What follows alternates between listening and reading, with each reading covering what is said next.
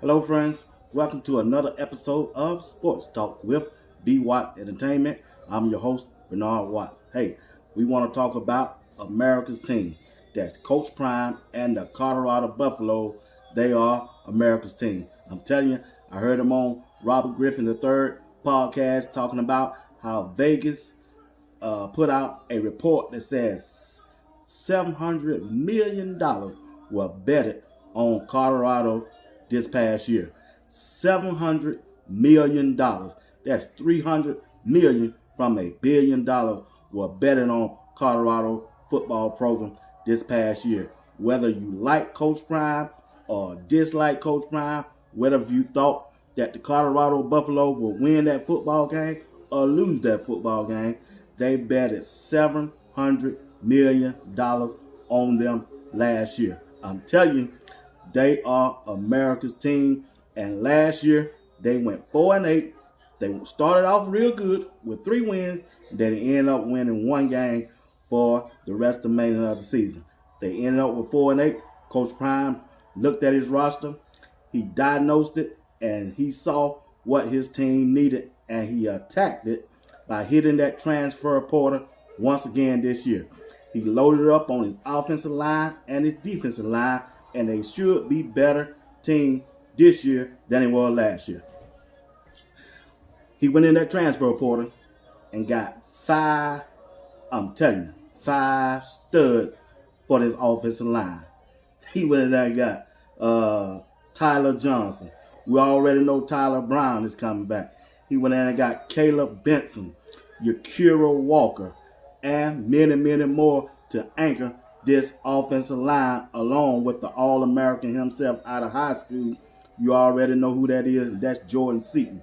This offensive line should be better than it was last year, and we're looking for big things from this offensive line to get that running game going. Yeah, we're looking for Alvin McCaskill. We're looking for Dylan Edwards. We're looking for the rookie, Michael, to come in and have a tremendous spring this coming up year. And also, I haven't forgotten, Wilkinson. Savion Wilkins is another running back that used to play with Coach Prime back there at Jackson State University. And he was a 1,000-yard rusher back then there. I'm telling you, my friends, Pat Sherman has an excellent chance to prove himself again this year. If Coach Pat Sherman want to make it back to the NFL as a coordinator or a head coach, this is his chance. Because Coach Prime has set him up to succeed. They got a top 5 wide receivers group. Matter of fact, I'm going to change that. They got the best wide receiver group in the conference. Travis Hunter, Will Shepard, transfer from Vanderbilt, coming in. And we got the second leading receiver from last year, Jimmy Horn Jr. is back. You got Omar Miller coming in back. And I'm telling you, I'm looking for a breakout year for him. Yeah, even though he might be in the middle of the depth chart. But when he get his chance, I'm looking for him to make waves. I'm telling you, to crack that starting lineup this year. I'm looking for him to have a breakout season. Also, we got LaJohntay Webster. He's going to be pushing Jimmy Horn Jr. for that number 3 wide receiver spot. He's going to be pushing real hard.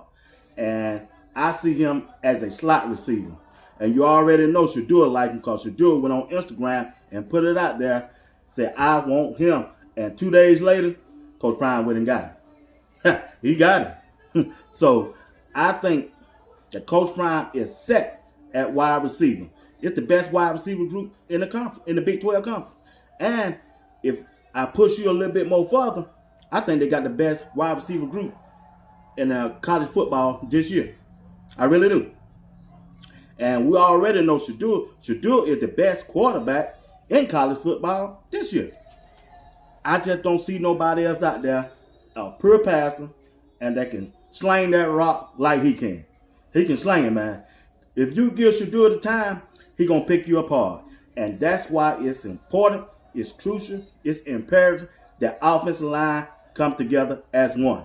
And if Coach Prime and the offensive coordinator, Pat Sherman, concentrate on that running game, can you imagine the play fakes that they can do off a running game? Not in the shotgun. I want you to do it to get up under that center. Get up under that center and fake that ball to Al McCaskill or a running back and drop back and hit the tight end or the slot wide receiver on a crossing pattern. You know how the other team was doing them last year with a crossing pattern? Man, I'm telling you, that's the game plan I would go with, because you got to look at their schedule this year. They have an easy schedule the first 5 games. That's why it's important, it's crucial that they take advantage of it, because their toughest game is on the back end of the schedule. First, they start out with North Dakota State. North Dakota State might be one of the toughest games they're going to have in an open season because of their history. They won their conference the last 2 years, and I understand that. But they don't have the same coach, and they don't have the same quarterback coming back this year. They starting out fresh. That's why it's important. It's crucial they pound that football on them and let them know they don't belong in this league with them. Send a message to them and the rest of the Big 12 conference that we coming. Because we coming.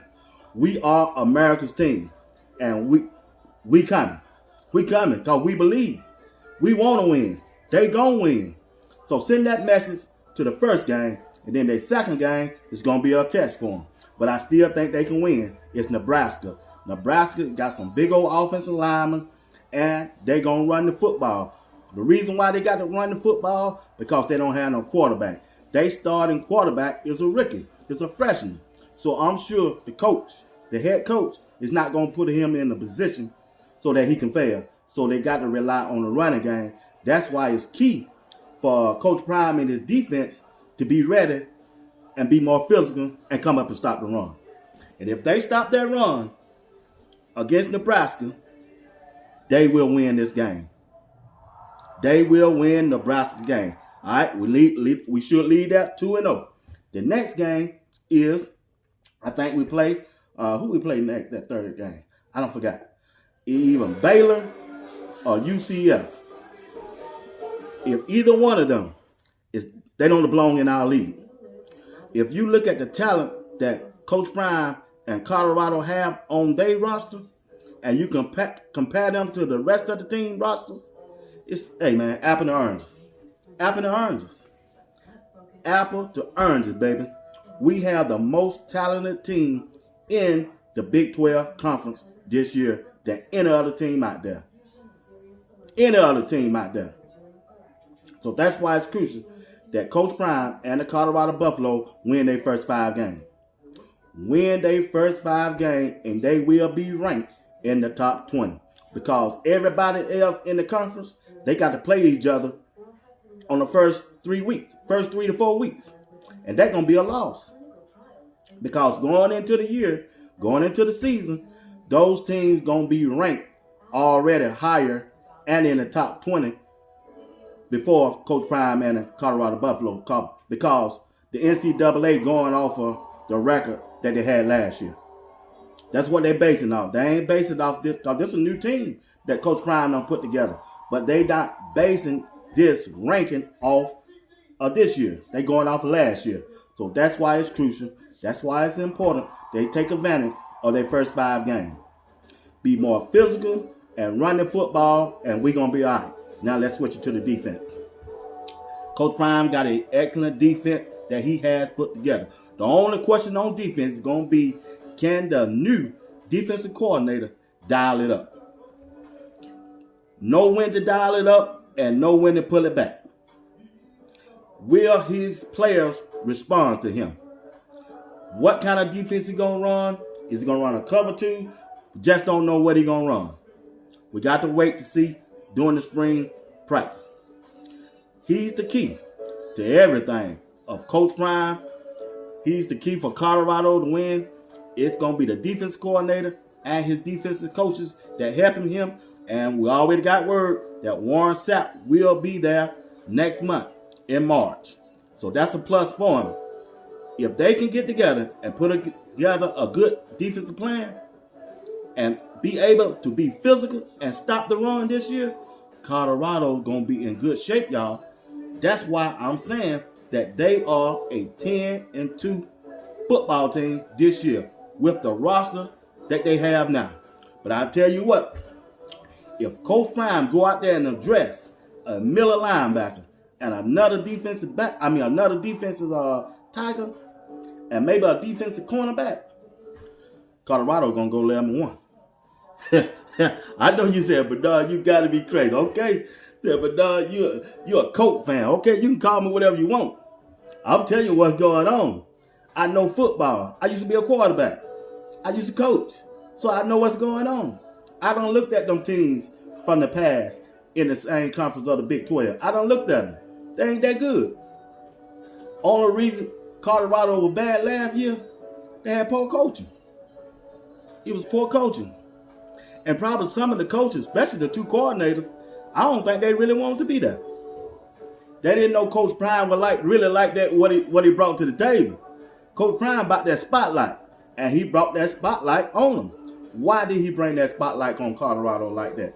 Because he got to bring attention to the Colorado, because they ain't Alabama, they ain't Georgia, they ain't LSU, they ain't Ohio State, they ain't Clemson, they ain't Florida State. So why did he have to bring that attention to him? That's it right there. Because he got to get the attention of everybody, the players and the high school recruits, that it's okay to come to Colorado, even though we're not on the same level right now as those teams I just named. So he used his social media platform, and he used people like us to continue to put Colorado in the news. And he doing it. It's working. Everybody's talking about it. I just told they talking about it on TikTok, Twitter, everything. Everybody's talking about Coach Prime during the off season. Ain't nothing going on. Can you imagine how it's gonna be when football season starts? If they win, we gonna continue to lift him up. And if they lose, the ones gonna get over here and troll and do whatever they do and do what they like to do, to say, I told you so. That's what they waiting on. We know that. But either way, I'm going to ride or die with Coach Prime and the Colorado Buffalo. Because I know this is Shedeur and Shiloh and Travis Hunter last year, and Coach Prime want to go out on top. He want to go out on top this year for them. And he going way out. And I know, and I ain't crazy now, I ain't that too far out there. It's the team they getting ready to play, they gotten better too. I know they have. They gotten better than they were last year too. But I'm going off the quarterback. They don't have a quarterback talented as Shedeur is. And if that offensive line can give him 2.5 to 3 seconds to throw the football when it's time to throw it, oh, they're going to be dangerous, bro.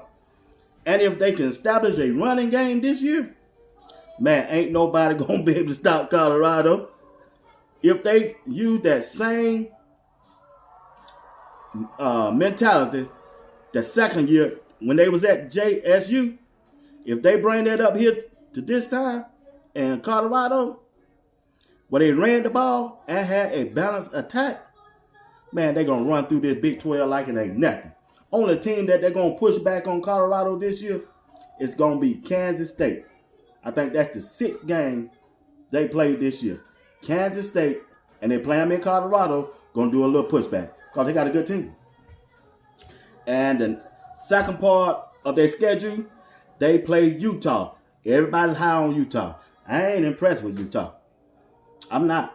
Cam Rising, he's a good quarterback. Give it to him. But they don't have the team to match up with Colorado this year.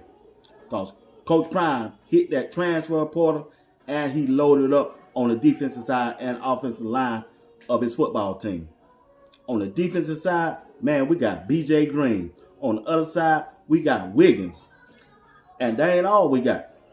In that Miller, we got Shedinez. I hope I keep butchering his name. He's in the Miller. He going to be able to take on 2 blockers at one time to free whoever they started middle linebackers is to come up to make that play, to make that tackle on the defensive side of the ball. Now on the other side, McNeil. McNeil did good last year. I like the way he played last year. And I'm telling you, he's going to be a force. Now if Shedinez can take up 2 people, that's going to make a one-on-one with McNeil. And I look for McNeil to win that battle every time. Every time. 9 out of 10 times, McNeil going to win that war right there. So now it's crucial that who win this starting linebacker. And everybody keep telling me it's Jalen. What his last name? I don't forgot his last name. Jalen somebody. Pro Football Focus listed him number 1. Jalen Webster. That's his name. Jalen Webster. They say he's going to be the number 1 and the starting linebacker, middle linebacker for Colorado this year. And they say he's a dog. So we're going to see. I don't know. But I got to wait to see during the spring and spring practice how he turned out to be. But just in case, if he don't turn out to be who I want him to be, I hope Coach Prime hit that transfer portal, go to UCLA and get those 2 brothers. I keep hopping about this. 1 played in and 1 played linebacker. Boy, you remember when they played Colorado? Boy, they raised hell on the other side of that ball. Man, we come block them 2 balls for nothing. For nothing. And that's why I wish somehow Coach Prime can go out there and bring those 2 in. But I know it's hard to leave Southern California and come to Colorado. the things and attractions they got out there. Woo-hoo-wee. Yeah, it'd be kind of hard for me to leave that, but no. But I understand though, but hey, I'm serious, man. But my main concern also is the cornerback position. Who's going to play that cornerback opposite side of Travis Hunter? Will it be Kamada McLean? Everybody's saying it will. Or will it be